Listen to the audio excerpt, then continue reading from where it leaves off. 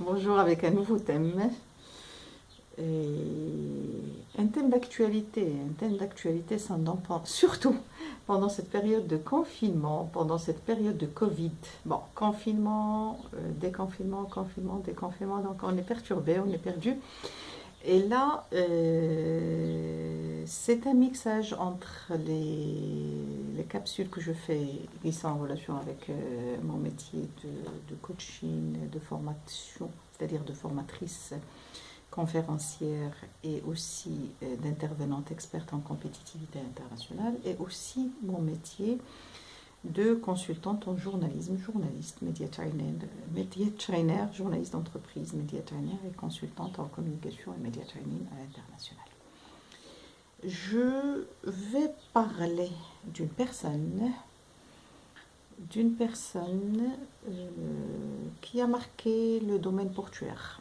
Et je vais de temps en temps parler de ces gens-là pour qui j'avais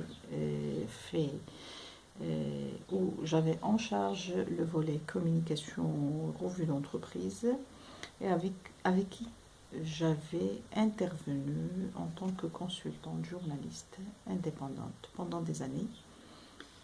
Je vais vous parler d'un spécial revue interne SN, peut-être vous allez voir ça à l'envers.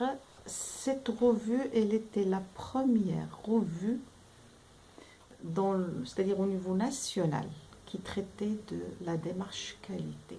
Et par la suite, on avait intégré le volet sécurité au sein pratiquement de cette revue en matière toujours de communication interne d'entreprise, presse d'entreprise.